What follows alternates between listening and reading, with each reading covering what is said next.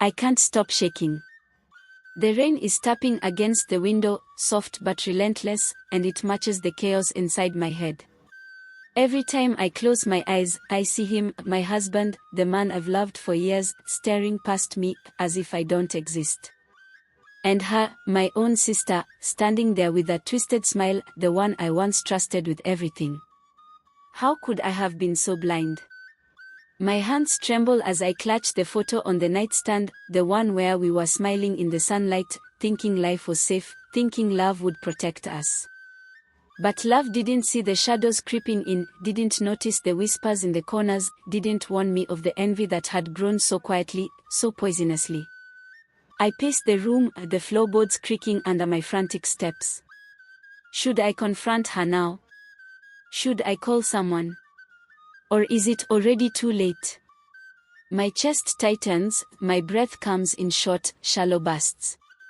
Every heartbeat reminds me, the person you trust most can sometimes become the one who threatens everything you hold dear. And right now, I'm terrified I might lose him forever.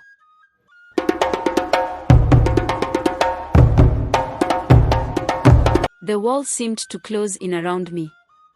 Every creak of the floorboard sounded like footsteps of judgment. I could feel the weight of every ignored warning pressing down, making it hard to breathe. My husband was on the floor again, twitching, mumbling her name over and over. His hands gripped at nothing, like the air itself had been stolen from him. I looked at my sister. She sat on the sofa now, tears streaking her face, but her eyes gleamed with something darker than sorrow. Pride, maybe. Or relief. I never meant for it to go this far, she said, voice cracking. But her hands held the small charm tightly, the one that had broken everything. I felt bile rise in my throat. It's not too late, I whispered. Undo it. Bring him back. Please. Her laugh was soft, bitter, and hollow. Undo it? Do you think it works like that? The spell, the envy, it's already rooted. I didn't break him. He was already mine in ways you refused to see. A shiver ran down my spine. The air felt alive, like the house was watching us. Even the furniture seemed to lean toward her. I realized then, I had invited her into my life, my home, my husband's heart, and now my safe place had become a trap. And I wasn't sure I'd ever escape. When your sanctuary turns against you, what walls can you trust? Night fell like a heavy curtain, and the house exhaled shadows that crawled along the walls. I stayed close to my husband, though he barely recognized me. His hands flailed in the darkness, searching for her even as I whispered my name. I tried to hold him, but he jerked away violently. His eyes were wild, pleading for someone else, and every cry tore a piece of me. I turned to my sister, desperate. You can fix this. Please. I trusted you. You can undo it. She shook her head slowly, the dim light catching in her tears. You don't understand. You never understood. I just wanted to be noticed. To matter. To be loved in the way you take for granted. The air grew heavy, like something unseen pressed against my chest. The charm glowed faintly, a cruel heartbeat in the shadows. I fell to my knees, trying to pray, trying to call my husband back to me, but my words felt hollow. Then, a low whisper echoed through the hall, soft, chilling, repeating his name. It wasn't human. I looked around, panic clawing at me. The house was alive. Breathing. Waiting. And I knew, in that instant, that the night itself had chosen her side. When darkness enters your home, how do you protect the ones you love from what you cannot see? Morning came, but it brought no light. The air was thick, heavy with the smell of burnt incense and fear. My husband was slumped on the floor, muttering her name again. His body twitched involuntarily, as if invisible chains held him to her will. I tried to lift him, cradle him, whisper reminders of our life together, but his eyes never met mine. They were fixed on a shadow I couldn't see. My sister stood nearby, wringing her hands. Her calm had dissolved into panic. I didn't mean this much, she admitted, voice shaking. I thought it would just make him notice me. Just like before.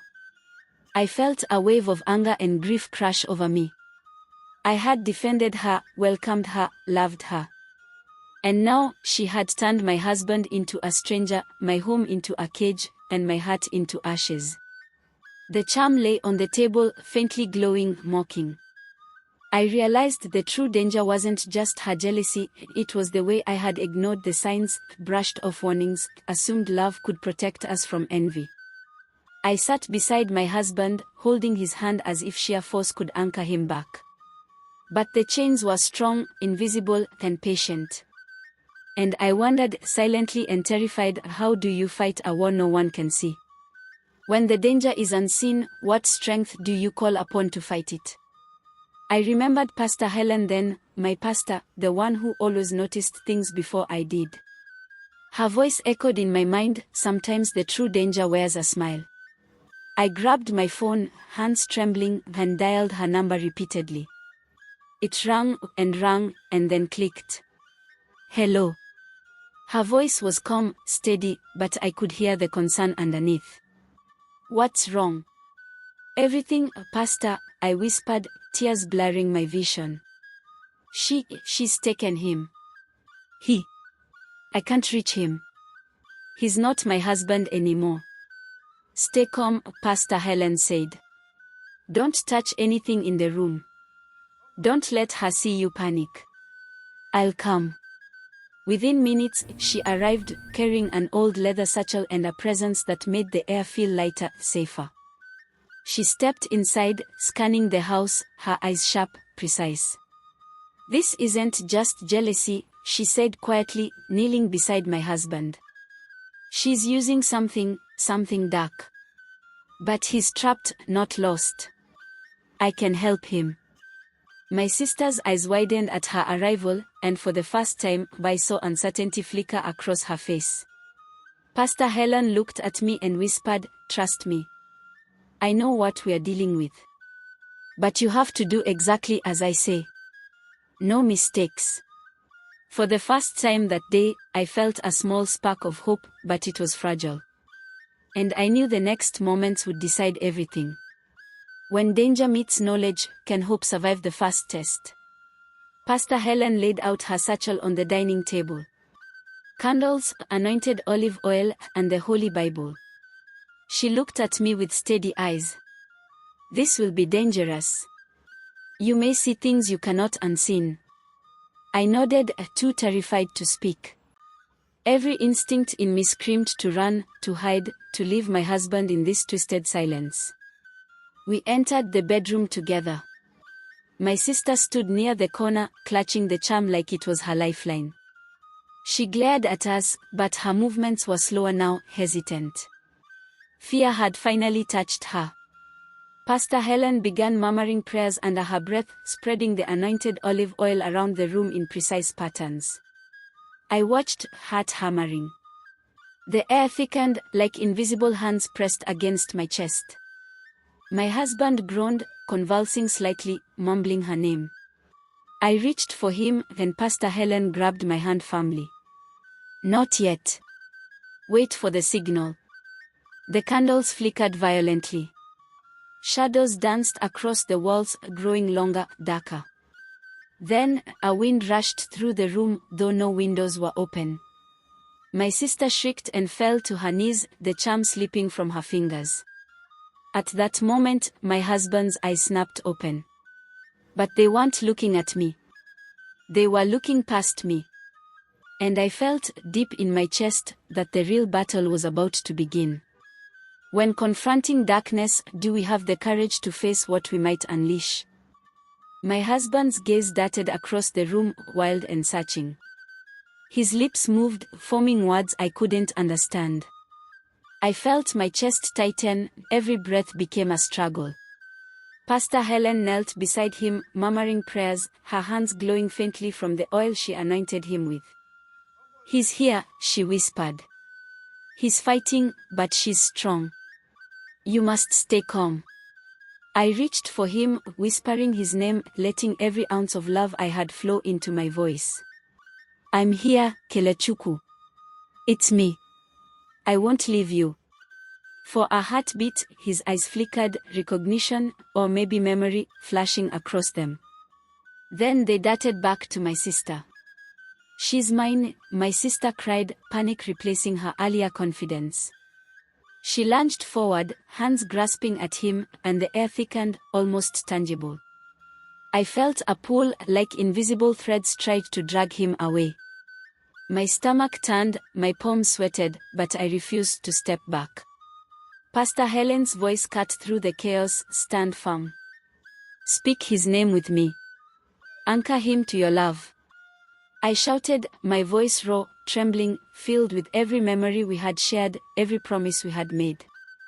The room vibrated. Shadows twisted. And suddenly, his eyes, Kelechukwu's eyes, met mine fully. For a fleeting second, I knew he remembered. When someone we love is lost to darkness, is it love alone that can bring them back? Kelechukwu's body froze. The convulsions slowed. His trembling eased slightly. I felt a spark of hope ignite in my chest. Pastor Helen motioned to me. Now. Speak to him from your heart. Tell him who he is. I stepped closer, gripping his hands, feeling the warmth of his skin, the faint pulse beneath my fingertips. Kelechukwu, it's me. Your wife, Jacinta. Remember our mornings by the river, our laughter in the rain. Remember the life we built, the love we share. Come back to me. His lips quivered. A shudder passed through him, violent yet cleansing. He screamed, not in pain, but as if breaking free from invisible chains. My heart hammered with every cry. My sister stumbled backward, shielding her eyes from the glow Pastor Helen invoked. The charm at her feet smoldered and disintegrated into ash. Kelechukwu gasped, finally collapsing into my arms, real, present, breathing. I held him tightly, sobbing silently. The darkness that had clawed at our lives seemed to recede, leaving behind the scent of burnt herbs and hope. My sister sat on the floor, trembling, broken by her own envy and the power she had unleashed. I realized then that the walls of my home, once tainted with fear, could be rebuilt with courage, love, and vigilance. Can love truly overcome the darkness that envy and betrayal create? How far would you go to save someone lost to it? Kelechukwu rested in my arms, still weak, still shaking, but alive. Relief washed over me, but beneath it, a quiet anger simmered. I looked at my sister. The envy, the charm, the manipulation, it all came from blind trust one had given her. I didn't mean to hurt anyone, she whispered, her voice small, fragile. I just wanted to matter. To be loved. Her tears did nothing to erase the nights we spent terrified, the days filled with dread, the almost loss of my husband. I realized then that kindness without discernment can be dangerous. Pastor Helen stood silently, her hands still glowing faintly. Trust is a gift, she said, but gifts can be stolen. Always watch who holds them. I held Kelechukwu tighter, whispering promises into his ear. The charm was gone, the immediate danger over, but the scars would linger on him, on me, on the walls of this house. We spent the night in silence, listening to the wind outside, feeling the fragile pulse of life returning. I learned the hardest lesson: love is powerful, but trust must be measured. Sometimes, the person you welcome into your heart can wield that trust as a weapon. How do you protect your heart from those who wear smiles while plotting your pain? Could vigilance be the truest form of love? Days passed, but the house never felt the same. Every corner whispered memories of what had happened. Every shadow seemed to stretch a little too far. Even with Kelechukwu beside me, whole and breathing, I could feel the weight of that night pressing against the walls. My sister had left, humiliated and broken, carrying with her the remnants of her envy. But her presence lingered, not physically, but in my mind. I found myself double-checking locks, scanning empty rooms, listening for whispers in the wind. Kelechuku tried to comfort me, reminding me that she was gone, that we were safe. But trust, once broken, does not return easily. I realized that safety is not just about removing threats, it's about rebuilding awareness, boundaries, and vigilance. Pastor Helen visited, quietly observing, reminding me that the world often hides danger behind familiar faces, and that love must be paired with discernment. That night, as I held Kelechuku and listened to his breathing, I promised myself something: I would never ignore the signs again. I would not let my heart blind me to the reality of envy, manipulation, or malice. Sometimes, even the people we call family can bring shadows into our lives. When shadows linger even after the storm has passed, how do you rebuild trust, and is it ever truly safe to do so? The morning light spilled into our bedroom like a gentle promise. Kelechuku stood beside me, fully himself again, and for the first time in weeks, I allowed myself to breathe without fear. The house felt different. Not empty, alive. Every corner, every wall seemed to exhale, as if releasing the tension of nights filled with whispers and shadows. I held Kelechuku's hand, feeling the pulse of the man I loved, the one I thought I had lost forever. I thought of my sister, lost to her own envy and regret. I hoped she would find a path to redemption, but I knew some lessons were learned too late. Pastor Helen stayed a while, guiding me through the final cleansing, helping us rebuild not just the home, but the sense of safety and peace that had been stolen. As I watched Kelechuku smile, the weight of fear slowly lifted. Love, I realized, is not blind. It sees, it protects, it endures. But discernment is the armor that keeps it safe. The morning felt like a miracle, fragile and fleeting, but real. And I promised myself, with every beat of my heart, that I would never ignore the whispers of warning again. When life restores what was nearly lost, do we cherish it enough to protect it, and can we ever fully trust again? The story shows that love is powerful, but unchecked trust can open doors to danger. Envy and manipulation often hide behind familiar faces, and ignoring subtle warnings can cost more than we imagine. True protection comes from pairing love with discernment, awareness, and boundaries. Healing is possible, but it requires courage, vigilance, and a willingness to face uncomfortable truths. Can we learn to love deeply without losing the wisdom to protect our hearts, and will we recognize the shadows before they take hold? The end. Thanks for watching. If you enjoyed the story, give us a thumbs up and share your thoughts in the comments below. Don't forget to like, share, and subscribe for more content. Hit the notification bell to stay updated. And check out our playlist for more. Your support means everything to us.